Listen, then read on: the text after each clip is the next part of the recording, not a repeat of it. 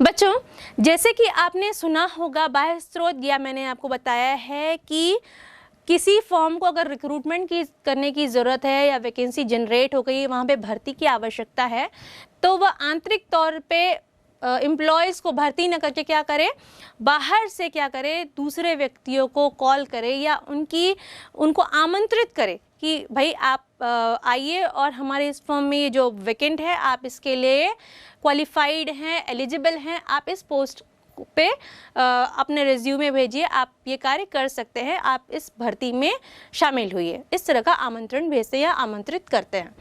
तो ये तो हुआ बाह्य स्रोतों से लोगों का आमंत्रण करना। अब बाह्य स्रोतों से किस तरीके से लोगों का आमंत्रण होता है, उन बिंदुओं को हम जानते हैं, या किस किस तरह के बाह्य स्रोतों का उपयोग करके फर्म्स जो हैं अपने वैकेंट पोजीशंस को भरते हैं।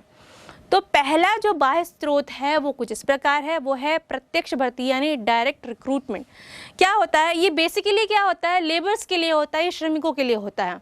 इसमें क्या होता है, जो कार्यालय होते हैं या फिर फैक्ट्री के बाहर जो वॉल्स होती हैं, उन पे क्या कर दिया जाता है कि रिक्रूटमेंट का एक पेज बना करके क्या पेस्ट कर दिया जाता है, चिपका दिया जाता है कि इस पद पर या इन श्रमिकों की भर्ती के लिए जॉब पोजीशन खाली हुई है, आप लोग इस पर अपने जो रिज्यूम्स है या यहाँ पर ऑफिस में आकर के आप कांटेक्ट कर सकते हैं।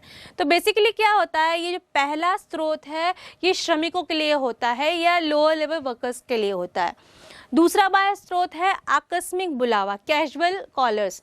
अब क्या होता है, जैसे मैंने आपको बताया था कि जो मैनेजर होता है वो नियुक्तिकरण में वो क्या करता है, एक पूल डिफाइन करता है, जिसके अंतर्गत वो क्या करता है, जो योग्य या डिजर्विंग कैंडिडेट्स होते हैं उनका पूल करता है। अब जैसे उनकी जो प्रायोरिटी है, जो फर्स्ट प्रायोरिटी के लोग हैं या डिजर्विंग कैंडिडेट्स की लिस्ट में जो सामने के लोग हैं, मान लीजिए उनको कॉल किया, किन्हीं कारणों से वो क्या हुआ, वो लोग नहीं कर पाए या नहीं आ पाए, तो जो कैंडिडेट्स की लिस्ट में जो पीछे के लोग थे जो कि जो क्वालिफाइड थे बट किसी कारणों से वो नंबरिंग वाइज पीछे रह गए, उनको कॉल किया जाता है कि दिस पोजीशन के लिए आप जो है एलिजिबल हैं, आप हमारे कार्यालय में आकर के हमसे संपर्क करें। तो ये होता है आकस्मिक बुलावा या कैजुअल कॉलिंग। इसके बाद जो तीसरा स्रोत है बाह्य स्रोत, वो किस इस प्रकार का है कि विज्ञापन माध्यम यानी एडवर्टाइजिंग। आपने जो न्यूज़पेपर्स में अक्सर देखा होगा, वैकेंसीज बड़े बड़े शब्दों में दिया रहता है।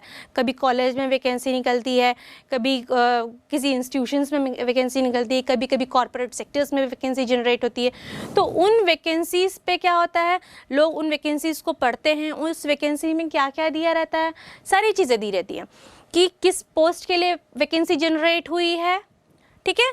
उसके बाद उस पोस्ट के लिए क्या क्या क्वालिफिकेशन रिक्वायर्ड है, कितना एक्सपीरियंस चाहिए, वर्क एक्सपीरियंस उस फील्ड में, और उसके बाद जो एलिजिबल कैंडिडेट्स हैं उनको कब तक अपने रिज्यूम्स फॉरवर्ड करना है, कौन से मेल आईडी पे फॉरवर्ड करना है, या उनको कब आकर कौन से कार्यालय में कितने बजे मिलना है, ये सारी चीज़ें उन न्यूज़पेपर्स के एडवर्टीजमेंट्स में दिए रहते हैं। अब क्या होता है, इसमें एक लिमिटेशंस है या इसकी एक समस्या है। मान लीजिए इन एडवर्टीजमेंट्स को पढ़कर बहुत सारे रिज्यूम्स आ गए, बहुत सारे सीवीज आ गए। उस केस में क्या होता है, उन असंख्य रिज्यूम्स या सीवीज को एक एक करके पढ़ना, उनके भी सॉर्टिंग करना, उनमें से चयन करना, ये एक बहुत ही मुश्किल काम हो जाता है। इसमें किस चीज़ की हानि होती है, समय की भी हानि होती है और कॉस्ट की भी हानि होती है। क्यों? समय की हानि होगी, बहुत सारे रिज्यूम्स हैं, अब उसमें कई सारे लोग भी लगेंगे, तो दोनों बेसिस पे क्या होता है, इसमें समय और कॉस्ट दोनों की हानि होती है। अब हम इसके बाद जानेंगे जो चौथा इसका बाह्य स्रोत है, रोजगार कार्यालय। रोजगार कार्यालय, एम्प्लॉयमेंट एक्सचेंज, ये बहुत ही नॉर्मल सा वर्ड है जो हमने सुना हुआ है अपने दैनिक जीवन में। इसमें क्या होता है, जो इच्छित लोग होते हैं, जिनको कार्य की आवश्यकता होती है, जो अभी तक अनएम्प्लॉयड हैं, वो जाते हैं रोजगार कार्यालय में, अपना नाम का पंजीयन कराते हैं। और जब भी फर्म के द्वारा इन एक्सचेंज वालों से या रोजगार कार्यालय में बात की जाती है कि हमें मतलब इस तरह के लोगों की ज़रूरत है या एम्प्लॉयज़ की ज़रूरत है, स्पेशली रोज़गार कार्यालय से जो क्लरिकल बेस्ड वर्क होता है उनकी, या कंप्यूटर पे जिन व्यक्तियों की आवश्यकता है उनकी, या प्यून्स की, इस तरह के कार्यों के लिए ही वैकेंसी जनरेट होती है। और यहाँ पे इस तरह के ही जो लोग हैं जो इस तरह के कार्य कर सकते हैं, वो एम्प्लॉयमेंट एक्सचेंज में अपना पंजीकरण कराते हैं और यहाँ से उस तरह का डेटा निकाला जाता है। लेकिन इसकी भी एक लिमिटेशन या सीमा ये है कि इनका जो डेटा होता है वो अपडेटेड नहीं होता है। चूँकि डेटा अपडेटेड नहीं होता है तो बहुत सारे फर्म्स के लिए ये काम का नहीं होता है। अब इसके बाद जब हमने जान लिया कि एम्प्लॉयमेंट एक्सचेंज क्या है, उसकी लिमिटेशन क्या है, उसका नेक्स्ट जो स्रोत है, बाह्य स्रोत, हम वो जानते हैं वो क्या है। उसके बाद है प्लेसमेंट एजेंसीज़। प्लेसमेंट एजेंसीज़ क्या होती हैं? प्लेसमेंट एजेंसीज़ वो क्या होती हैं, वो क्या करती हैं, लोग उनके पास आते हैं, जो इच्छुक हैं उनके पास अपना नाम दर्ज कराते हैं। स्पेशली जो प्लेसमेंट एजेंसीज़ होते हैं, यहाँ पे जो लोग आते हैं वो मैनेजरियल लेवल के लोग आते हैं या मिडिल लेवल मैनेजर्स टाइप के लोग आते हैं। ये लोग क्या करते हैं, अपना यहाँ पे प्लेसमेंट एजेंसी में नाम दर्ज कराते हैं, अपने पूरा डेटा देते हैं, अपडेटेड रिज्यूम देते हैं। अब क्या होता है, जो फर्म्स या इंडस्ट्रीज़ होती हैं वो इनसे कांटेक्ट करती हैं और जब इनको कहती हैं कि हमें इस तरह के कैंडिडेट चाहिए, जिस तरह के कैंडिडेट रिक्वायर्ड हैं, वो क्या करते हैं, उस तरह का डेटा उनको अवेलेबल कराते हैं। और जब ये जो डेटा अवेलेबल कराते हैं उनके लिए वो उनसे कुछ चार्ज एक्सपेक्ट करते हैं, क्योंकि वो एक प्रॉपर डेटा उनको दे रहे हैं। तो ये जो प्लेसमेंट एजेंसी है वो 5वां बाह्य स्रोत है। इसके बाद नेक्स्ट आता है प्रबंध परामर्शदाता अथवा उच्च अधिकारी खोजक, यानी मैनेजरियल कंसल्टेंट्स और हेड हंटर्स। यहाँ पे जो होते हैं, स्पेशली जो होते हैं टॉप लेवल के जो मैनेजमेंट के लोग होते हैं, उस तरह के लोग अपना नामांकन कराते हैं, रजिस्ट्रेशन कराते हैं, वहाँ अपना डेटा देते हैं। अब ये जो लोग रहते हैं, यहाँ से फर्म्स जो हैं, सीईओ, स्पेशली सीईओज के लिए या बोर्ड ऑफ डायरेक्टर्स के लिए, या हो सकता है कोई कॉलेज है प्रिंसिपल के पोस्ट के लिए, इस तरह के हाई लेवल पोस्ट के लिए या मैनेजरियल लेवल पोस्ट के लिए क्या करते हैं, इनसे डेटा मांगते हैं और ये लोग भी उस डेटा को देने के लिए कुछ ना कुछ कॉस्ट उनसे लेते हैं। अब आती है बात नेक्स्ट बाह्य स्रोत की, वो है कैंपस भर्ती, कैंपस रिक्रूटमेंट। बच्चों, ये नॉर्मली होता है डिफरेंट कॉलेजेस में, आप देख सकते हैं, या यूनिवर्सिटी लेवल्स पे क्या होते हैं, डिफरेंट जो फर्म्स हैं या कंपनीज आती हैं और अपनी रिक्वायरमेंट के अनुसार क्या करती हैं, कैंपस रिक्रूटमेंट करती हैं और उन स्टूडेंट्स को रिक्रूट करके ले जाती हैं। इसमें ये होता है, मान लीजिए हम इंजीनियरिंग के बच्चों की ही उदाहरण लें। यहाँ पे क्या होता है, इंजीनियरिंग में कई फील्ड होते हैं। अब उन फील्ड से रिलेटेड जितने फर्म हैं, ठीक है, वो आएंगे, उनको जो रिक्वायरमेंट, मान लीजिए सॉफ्टवेयर से रिलेटेड है तो CS डिपार्टमेंट के लिए आएंगे, मैकेनिकल से रिलेटेड है तो उस डिपार्टमेंट के लिए आएंगे। तो ऐसे डिफरेंट डिपार्टमेंट्स से रिलेटेड जो रिक्वायरमेंट्स जनरेट होती है, तो जो डिफरेंट फर्म्स है या डिफरेंट ऑर्गेनाइजेशन से जानी मानी वो आती हैं और वहाँ से स्टूडेंट्स का सिलेक्शन करती हैं और जैसे ही उनका कोर्स कंप्लीशन होता है उनको जॉब अवेलेबल कराती। तो इसे ही कैंपस सिलेक्शन प्रोसेस कहते हैं या कैंपस रिक्रूटमेंट कहते हैं। इसके बाद आता है संस्तुति अथवा सिफारिश, यानी recommendations. This is very simple. क्या होता है, अगर मैं कहूँगी कि यहाँ वैकेंसी जनरेट है, मुझे पता चल गया, मैं अपने अधिकारी को बोलूँगी कि सर ये जो XYZ जो भी व्यक्ति है ये कार्य करने में बहुत अच्छा है, हम इसे इस पोस्ट के लिए नियुक्त कर सकते हैं। मेरे अधिकारी ने क्या किया, मेरी बात मान ली और उसने उस X व्यक्ति को क्या कर लिया, उस पोजीशन के लिए अपॉइंट कर लिया। इस स्थिति में क्या हुआ, मैंने रिकमेंड किया X को, ये रिकमेंडेशन क्लियर हो गया। मैंने जब रिकमेंड किया X को और मेरे अधिकारी ने मेरी बात मान ली, तो स्थिति में क्या हुआ, इस स्थिति में ये हुआ, मेरे और मेरे अधिकारी के बीच जो हुआ, जो एक रिलेशनशिप या बॉन्डिंग कहते हैं, हम वो समझते हैं वो बहुत अच्छा है, ये समझ में आता है।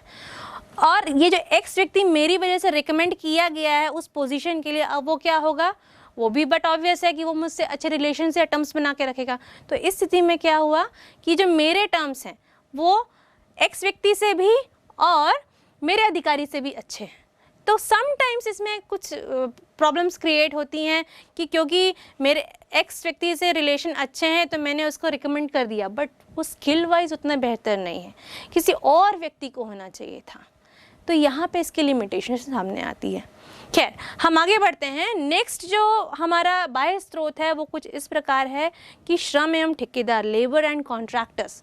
इसमें क्या होते हैं कि आप जैसे कॉन्ट्रैक्टर्स जानते हैं, जैसे मैंने आपको पहले भी बताया, कोई बिल्डिंग का निर्माण करना है या किसी ऑफिस का इंटीरियर देखना है या कोई रिनोवेशन करना है, कुछ भी कार्य है, तो यहाँ पे कॉन्ट्रैक्टर और लेबर बेसिस पे कार्य होता है। जो कॉन्ट्रैक्टर होता है वो क्या है, उस तरह के स्किल्ड लेबर्स को ऑर्गेनाइज करता है और वहाँ पर उस कार्य को पूरा करता है। तो ये है जो नेक्स्ट था हमारा श्रम एवं ठेकेदार बाह्य स्रोत। अब जो नेक्स्ट आता है वो है प्रसारण या टेलीकास्टिंग। इसमें क्या होता है, टीवी पर या हम आजकल देखते हैं मेल्स पे भी प्रसारण आता है। ये समटाइम्स आपको किसी फॉर्म में रुचि है, आप उनकी वेबसाइट पे जा कर के देखेंगे तो वहाँ पे न्यू करके कैप्शन दिखाता है, वहाँ पे ये शो करता है कि वैकेंसी फॉर दिस पोजीशन। तो इस तरह की टेलीकास्टिंग चलती रहती है। तो इस तरीके से भी क्या होता है, हमें बाहर से किसी को कॉन्टैक्ट करने की ज़रूरत नहीं। क्या होगा, जो इंटरेस्टेड कैंडिडेट्स है वो खुद देखेंगे, क्योंकि सारी चीज़ें टेलीकास्ट हो रही हैं, खुद जानेंगे और खुद क्या दिए गए कॉन्टैक्ट नंबर पे या दिए गए मेल एड्रेस पे कॉन्टैक्ट करेंगे कि नहीं भाई हम इंटरेस्टेड है इस वैकेंसी के लिए, हम एलिजिबल है, आई थिंक सो, तो क्या मैं इंटरव्यू के लिए आ सकता हूँ, this is my updated resume और CV। तो इस तरीके से इस प्रसारण को हम बाह्य स्रोत मान सकते हैं। उसके बाद लास्ट आता है वेब प्रकाशन या वेब पब्लिशिंग। जैसे कि आप जानते हैं आजकल ऑनलाइन का ज़माना है, सारी चीज़ें आपको इंटरनेट पे अवेलेबल मिलती है। जैसे कि मैंने आपको बताया कि वेबसाइट्स पर सब कुछ, सारी डिटेल्स अवेलेबल है। कहीं कोई नया रिक्रूटमेंट होने वाला है, कोई नई वैकेंसी जनरेट हुई है। कई बार आप देखेंगे कि जो बड़ी बड़ी स्कूल्स हैं वो भी अपनी वैकेंसीज़ दिखाती हैं। कई बार आप देखेंगे कि कोई फॉर्म, बड़ी बड़ी फॉर्म्स हैं, बड़े बड़े ऑर्गेनाइजेशंस हैं, वो अपने वेबसाइट के पोर्टल पे क्या शो करते हैं, जो वैकेंसीज जनरेट हुई है किस पोस्ट के लिए, सारी डिटेल्स उनके वेबसाइट्स पे अवेलेबल होती हैं। तो बच्चों ये थे बाह्य स्रोत और इसके बारे में विस्तृत में आपने समझा। बच्चों बाह्य स्रोतों को जानने के बाद आइए अब हम उनके कुछ लाभ जानते हैं।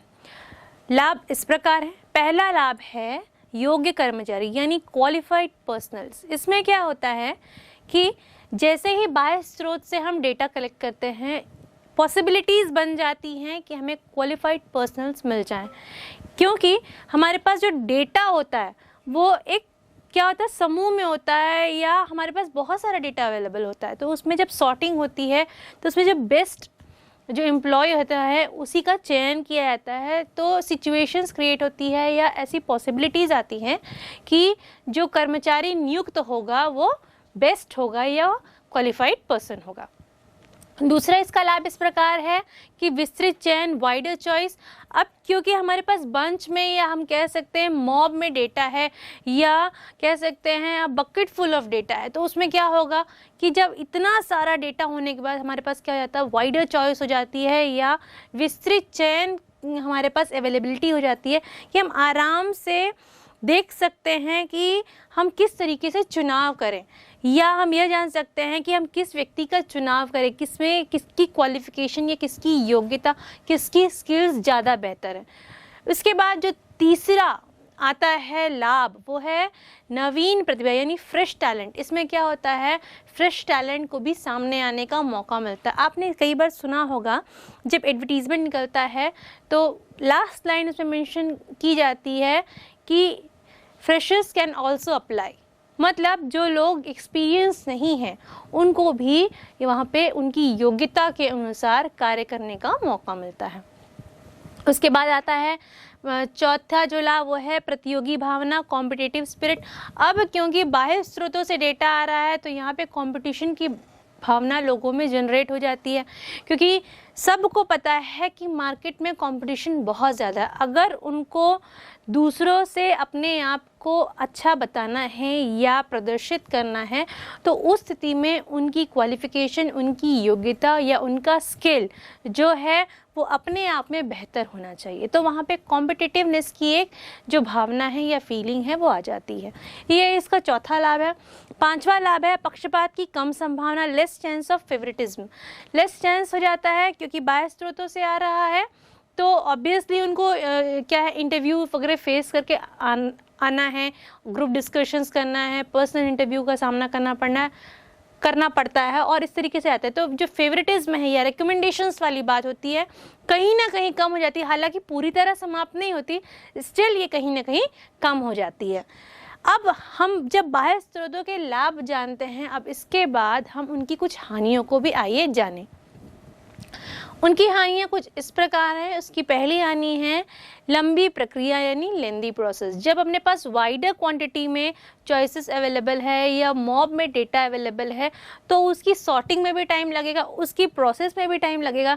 तो हम ये कह सकते हैं कि ये जो पूरी प्रक्रिया है वो बहुत लंबी चलने वाली प्रक्रिया है, ये एक लेंदी प्रोसेस है, जो कि क्या होती है, इसकी पहली सीमा या पहली लिमिटेशन या फर्स्ट डिसएडवांटेज हम कह सकते हैं। उसके बाद बात आती है खर्चीली प्रक्रिया। बट ऑब्वियस है कि जब इतने सारे लोग सम्मिलित होंगे, उनके चयन में बहुत सारा कॉस्ट इंक्लूड होगा या इन्वॉल्व होगा, तो एक कॉस्टली प्रोसेस हो गई। तीसरी है वर्तमान स्टाफ में असंतुष्टि या डिससेटिस्फैक्शन अमंग एग्जिस्टिंग स्टाफ। क्या होता है कि जब बाहर से लोग आने लगते हैं तो वहीं पर फर्म के अंदर जो लोग हैं उनके मध्य थोड़ा सा डिससेटिस्फैक्शन आने लगता है। उनको शायद ऐसा लगने लगता है कि व्हेन वी आर केपेबल, अगर हम केपेबल हैं तो हमें ही क्यों नहीं प्रमोट किया जा रहा है या हमें उस पोजीशन के लिए क्यों नहीं चुना जा रहा है, बाहर व्यक्तियों को क्यों बुलाया जा रहा है। तो इस तरह का डिससेटिस्फैक्शन उस फर्म में उत्पन्न हो जाता है। ये जो नेक्स्ट लिमिटेशन है। उसके बाद आता है श्रम परिवर्तन दर में वृद्धि, इंक्रीज इन लेबर टर्नओवर। अब क्या होता है कि जब वहाँ जो फर्म है, एम्प्लॉयज़ को पता चल गया कि नहीं भाई, इस फर्म में हमारी कोई वैल्यू नहीं है, ये लोग बाहर से हमेशा नए नए व्यक्ति क्या कर लेते हैं, बुला लेते हैं, उनको रिक्रूट कर लेते हैं, उनकी भर्ती कर लेते हैं। तो इस स्थिति में क्या करते हैं, वो व्यक्ति उस फर्म से या उस फर्म के कार्य करने के वातावरण से उदासीन हो जाते हैं, और जैसा ही उनको कुछ अच्छा नया प्रोजेक्ट मिलता है या किसी नए फर्म में अच्छी जॉब मिलती है, तो वो क्या करते हैं, नए जॉब की तरफ या नए फर्म में, नए उपक्रम में अपने नए जॉब की तरफ स्विच कर जाते हैं या नए उपक्रम में नई पोस्ट की ओर चली जाते हैं। तो ये थी चौथी लिमिटेशन। पांचवा जो डिसएडवांटेज है वो है गलत चयन की संभावना, चांसेस ऑफ रॉन्ग सिलेक्शन।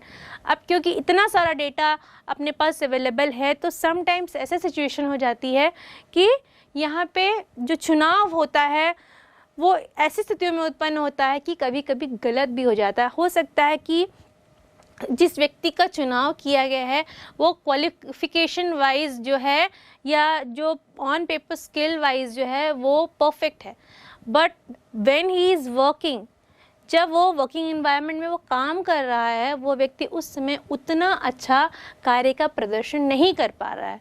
तो ये इसकी जो अंतिम स्थिति उत्पन्न करती है कि वह व्यक्ति का जो चयन किया गया था वो गलत हो गया। तो ये जो अंतिम इसका डिसएडवांटेज था वो है कि गलत व्यक्ति का चयन या गलत चयन की संभावना हो गई थी। अब बच्चों, जैसे कि आपने बाह्य स्रोतों को जाना, उनके लाभ को जाना और उसी प्रकार उनकी हानियों को जाना, अब हम जो है आंतरिक स्रोत और बाह्य स्रोत में अंतर को जानेंगे। भर्ती के आंतरिक तथा बाह्य स्रोतों में अंतर, difference between internal and external sources of recruitment. अंतर का आधार पहला अर्थ लेते हैं। आंतरिक स्रोतों में देखते हैं तो यह संस्था के अंदर से कर्मचारियों की भर्ती करने की प्रक्रिया है, और बाह्य स्रोत यह संस्था के बाहर से कर्मचारियों की भर्ती करने की प्रक्रिया है। अंतर का दूसरा आधार यानी बेसिस लेते हैं तो इंटरनल सोर्सेस में यह सामान्य कर्मचारियों की विशिष्टता पर आधारित है, और बाह्य स्रोत में यह कर्मचारियों की योग्यता पर आधारित है। अंतर का आधार तीसरा व्यय यानी एक्सपेंसेस लेते हैं तो आंतरिक स्रोत में यह प्रणाली कम खर्चीली है और बाह्य स्रोत के अंतर्गत यह प्रणाली अधिक खर्चीली है, क्योंकि विज्ञापन पर अधिक खर्च करना पड़ता है। अंतर का चौथा आधार अभिप्रेरण यानी मोटिवेशन लेते हैं। तो आंतरिक स्रोत के अंतर्गत हम देखते हैं कि यह प्रणाली विद्यमान कर्मचारियों को अधिक निष्पादन के लिए अभिप्रेरित करती है, और बाह्य स्रोत में इस प्रणाली का विद्यमान कर्मचारी विरोध करते हैं, क्योंकि यह कर्मचारियों में असंतुष्टि पैदा करती है। अंतर का पांचवा आधार भर्ती का स्तर यानी लेवल ऑफ रिक्रूटमेंट लेते हैं। तो उसमें इंटरनल सोर्सेस में अगर हम देखें तो इस प्रणाली में योग्य कर्मचारियों की भर्ती होना आवश्यक नहीं है, क्योंकि चयन का क्षेत्र सीमित होता है। और यही अगर हम एक्सटर्नल सोर्सेस में देखें तो इसमें चयन का क्षेत्र व्यापक होता है, अतएव योग्य कर्मचारियों के भर्ती की अधिक संभावना रहती है। छठवां अंतर का आधार समय यानी टाइम लेते हैं। तो आंतरिक स्रोत भर्ती करने वाले अधिकारियों के समय की बचत करते हैं, क्योंकि इसमें कम समय लगता है, और बाह्य स्रोतों से भर्ती करने में अपेक्षाकृत अधिक समय लगता है। संदर्भ यानी रेफरेंस अगला हम लेते हैं अंतर का आधार। उसके अंतर्गत देखते हैं तो इंटरनल सोर्सेस में यानी आंतरिक स्रोत में इसमें संदर्भों की आवश्यकता नहीं होती है, क्योंकि संस्था के पास विद्यमान कर्मचारियों के अभिलेख उपलब्ध रहते हैं। इसी तरह अगर बाह्य स्रोत में देखें तो इसमें संदर्भों की आवश्यकता, क्योंकि संस्था के पास कर्मचारियों के अभिलेख उपलब्ध होने का प्रश्न ही नहीं उठता। आठवां अंतर का आधार उपयुक्तता यानी सूटेबिलिटी लेते हैं। तो आंतरिक स्रोत में यह प्रणाली लघु इकाइयों के लिए अधिक उपयुक्त है, और बाह्य स्रोत में यह प्रणाली बड़ी इकाइयों के लिए अधिक उपयुक्त है। नौवां अंतर का आधार हम नई प्रतिभा लेंगे यानी फ्रेश टैलेंट। तो आंतरिक स्रोत में देखते हैं तो इसमें नई प्रतिभा के लिए कोई क्षेत्र नहीं होता, और बाह्य स्रोत में इसमें नई प्रतिभा के लिए अधिक क्षेत्र होता है। बच्चों, इस तरीके से हमने भर्ती के आंतरिक एवं बाह्य स्रोतों के अंतर को जाना। बच्चों, भर्ती की कॉन्सेप्ट यानी अवधारणा को समझने के बाद आइए हम अगले तत्व की ओर बढ़ते हैं, जो कि है कर्मचारियों का चयन यानी सिलेक्शन ऑफ एम्प्लॉयज़ भी हम इसे कह सकते हैं। अब बच्चों, भर्ती में हमने क्या समझा? भर्ती में क्या किया? हमने लोगों को आमंत्रित किया कि ये जॉब खाली है, ये पद रिक्त है, इस कार्य के लिए ये योग्यताएं हैं। अब इन योग्यताओं वाले व्यक्ति जो कि इच्छुक हैं इस जॉब रोल को में नियुक्त होने के लिए, आप लोग यहाँ पर क्या कर सकते हैं? अपने एप्लीकेशन या आवेदन इस तिथि से इस तिथि के बीच में जमा कर सकते हैं। भर्ती में ये हुआ। अब भर्ती के बाद की जो एलिमेंट यानी तत्व है वो है चयन। अब यहाँ से जब फॉर्म या आवेदन मिल जाते हैं, आवेदन मिलने के बाद क्या आती है? चयन की प्रक्रिया आती है। चयन की प्रक्रिया में क्या होगा? चयन की प्रक्रिया में होगा ये कि उन आवेदनों को क्या किया जाएगा, जो योग्यताएं निर्धारित की गई थी या जो पहले शर्तें लगाई गई थी किसी स्पेसिफिक जॉब के लिए या किसी रिक्त आवेदन के लिए या किसी रिक्त पद के लिए, उन शर्तों के मुताबिक उन आवेदनों को क्या किया जाएगा? अलग किया जाएगा। जो आवेदन उन योग्यताओं या उन शर्तों को मानते होंगे उनकी एक अलग लिस्ट बनेगी, और जो आवेदन क्या होंगे उन शर्तों या योग्यताओं के अनुरूप नहीं होंगे उनकी एक अलग लिस्ट होगी। तो इसे हम एक कह सकते हैं कि एक नेगेटिव प्रक्रिया है या नकारात्मक प्रक्रिया है। क्यों? क्योंकि इसमें क्या हो रहा है, जो आवेदक है वो बहुत बड़ी मात्रा में है, और चयन जिनका होना है वो कुछ ही लोगों का होना है। तो क्या हुआ? आवेदकों की संख्या ज़्यादा हो गई और जिनका चयन होना है उनकी संख्या कम हो गई। तो हम इसे एक नेगेटिव प्रोसेस या नकारात्मक क्रिया भी कह सकते हैं। आइए अब चयन की जो है कॉन्सेप्ट या अवधारणा को जानने के बाद हम इसकी कुछ परिभाषाओं को देखते हैं। पहली परिभाषा इस प्रकार है। सर डेओल के अनुसार चयन वह प्रक्रिया है जिसमें आवेदकों यानी प्रार्थियों को दो भागों में विभाजित कर दिया जाता है। पहली, वे जिन्हें रोजगार दिया जाना है, और दूसरी, वे जिन्हें रोजगार नहीं दिया जाना है। उसी प्रकार हम दूसरी परिभाषा देखते हैं, आइए। सर वेरिज एंड कुंट्स के अनुसार प्रबंधकीय चयन विभिन्न प्रार्थियों में से उस प्रार्थी का चयन करता है जो पद के लिए आवश्यक योग्यताओं के आधार पर सर्वाधिक उपयुक्त हो। तो बच्चों, इन दो परिभाषाओं से स्पष्ट है कि चयन की प्रक्रिया में क्या होता है, जो बहुत सारे आवेदन आते हैं उनमें से कुछ लोगों का ही चयन होता है और ये भर्ती के ठीक बाद शुरू होती है। अब भर्ती के बाद चयन के कॉन्सेप्ट को जानने और उसकी परिभाषाओं को जानने के बाद आइए अब हम चयन की जो प्रक्रिया होती है उसके कुछ चरणों को देखते हैं या उनके स्टेप्स को देखते हैं। तो स्टेप्स में पहला स्टेप इस प्रकार है कि इसमें प्राथमिक जांच होती है, यानी प्रिलिमिनरी स्क्रीनिंग कहते हैं इसे इंग्लिश में बच्चों। बेसिकली ये जो स्क्रीनिंग होती है इसके 3 चरण होते हैं, उनके हर एक चरण को हम एक एक करके समझेंगे। आइए, पहला चरण कुछ इस प्रकार है। पहला चरण कहता है आवेदन पत्रों की जांच। जैसे कि बच्चों मैंने आपको पहले बताया कि जो योग्यताएं और शर्तें पहले दी गई थी उन योग्यताओं और शर्तों के बेसिस पे क्या किया जाता है, आए हुए आवेदनों का क्या किया जाता है, मैच किया जाता है। जो आवेदन उन योग्यताओं और शर्तों का पालन करती हैं उन को क्या किया जाता है, उनको एक्सेप्ट कर लिया जाता है और बचे हुए आवेदन पत्रों को जो कि योग्यताएं और शर्तों का पालन नहीं करती उन्हें खेद पत्र भेज दिया जाता है। तो पहली चरण में ये हुआ।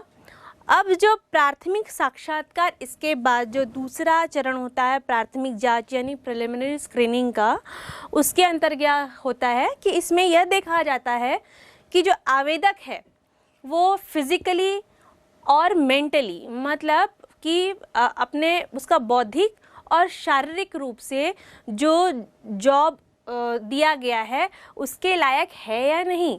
मतलब जिस जॉब के लिए उस व्यक्ति ने अप्लाई किया है वह बौद्धिक रूप से और शारीरिक रूप से उस जॉब के लिए ठीक रहेगा कि नहीं, इसमें ये जांचा जाता है।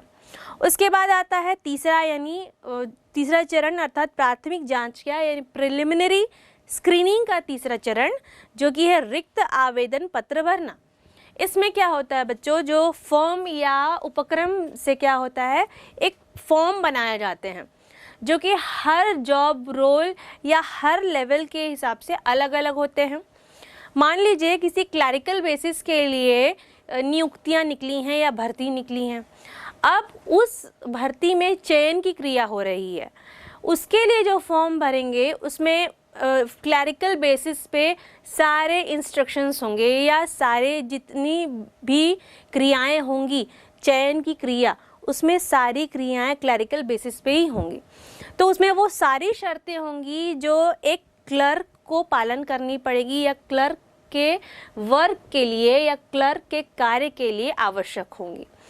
तो इस तरीके से रिक्त पद के लिए जो पत्र भरना होता है वहाँ पे वो फॉर्म तैयार किया जाता है और उन फॉर्म्स को जो आवेदक आते हैं उनको भरना होता है।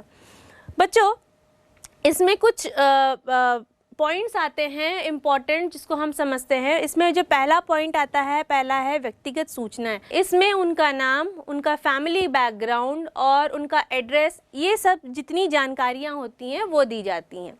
इसके बाद आता है योग्यताएं। योग्यताएं में उनका क्या आएगा, उनका पढ़ाई कहाँ तक हुई है, उनकी एजुकेशनल बैकग्राउंड कहाँ का है, कितनी की पढ़ाई हुई है, कितना एक्सपीरियंस है प्रॉपर वर्क फील्ड में, ये सब योग्यताओं में दिया जाता है।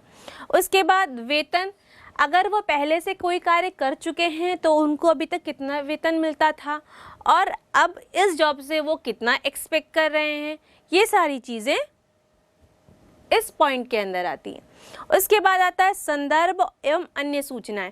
इन दोनों में वे सारी सूचनाएं दी जाती हैं जो कि उस रिक्त पद के लिए आवश्यक होगी।